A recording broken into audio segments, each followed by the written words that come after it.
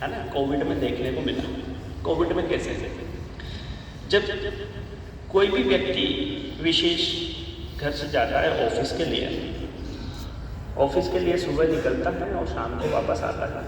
मान लो वो 6 बजे घर आ जाता है, उसको जब 7 बज जाते घर आने में तो बोलते इतनी देर क्यों गई घर आने में, ऐसे बोलते ना, है ना, ये इतना समय क्यों लग गया। कोविड में अरे यार यहीं के यहीं बैठे हुए हैं, ये बनाओ वो बनाओ, ऐसा बनाओ वैसा बनाओ।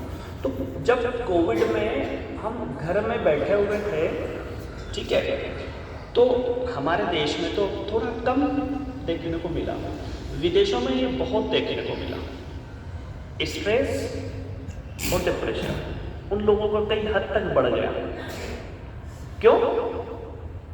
क्योंकि वो सब एक ही जगह आ गए। भारत में वसुधैव कुटुंबकम का कॉन्सेप्ट है और हम एक परिवार साथ में रहते हैं। हमारे देश में उतना इफेक्ट देखने को नहीं मिला कि जब हम कोविड में एक साथ रह रहे हैं तो थोड़ी लड़ाई जरूर हुई, थोड़ा वाद विवाद जरूर हुआ, लेकिन स्ट्रेस लेवल और डिप्रेशन लेवल इतना नहीं बढ़ा जितना विदेशों में बढ़ गया, क्योंकि वो लोग तो अकेले रहना चाहते हैं। तो हम कल से आएंगे और साथ में आएंगे और योग सबको करवाएंगे। योग, अच्छा एक शब्द और आता है, योग को योगी नाम क्यों दिया? किसी को पता है क्या योग को योगी नाम क्यों मिला था? कुछ भी मिल सकता था ना, दूसरा भी मिल सकता था, पर योग ही क्यों मिला?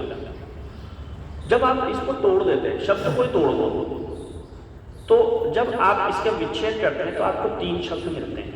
य, उसमें ओम की मात्रा और ग, ये 3 शब्द आपको मिलते हैं। य को जब आप देखने बैठेंगे, समझेंगे, तो आपको मिलेंगे योगेश्वर। और योगेश्वर कौन है? कौन हाथ खड़ा करके बोलेगा कि योगेश्वर ये क्या नाम हो? भगवान शिव। हाँ,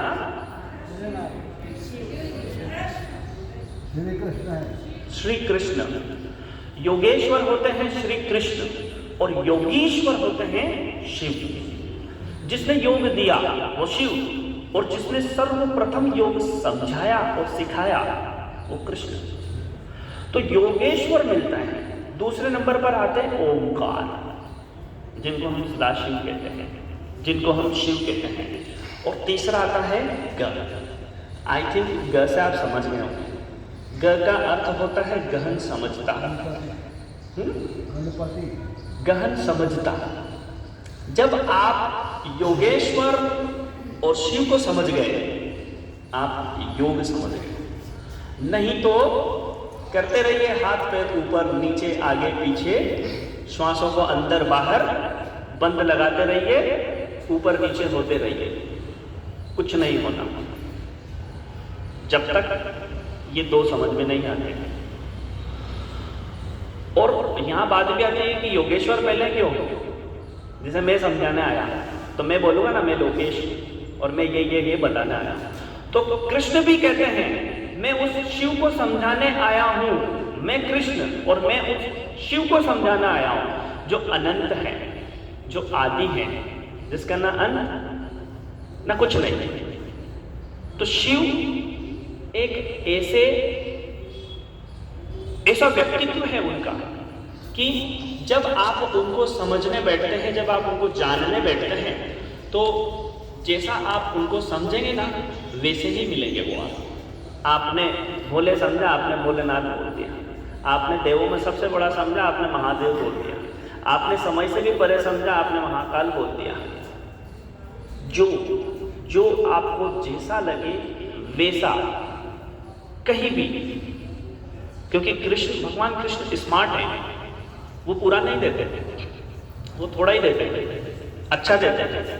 लेकिन भगवान शिव तो भस्म कड़ा भी दे देते, जा पहले तो मुझे जला देना, सब कुछ मिल जाएगा, सब कुछ, ऐसा कुछ नहीं जो नहीं मिलेगा, सब उनके पास जो है वो सब मिल जाएगा।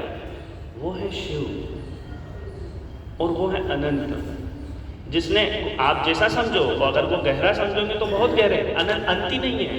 आप उथला समझोगे तो बिल्कुल उथले हैं वो, आप उनको कुरूपी भी समझ सकते हो, उनके जैसा कुरूपी कोई है भी नहीं, और उनसे बड़ा सुंदर चंद्रशेखर कोई है भी नहीं।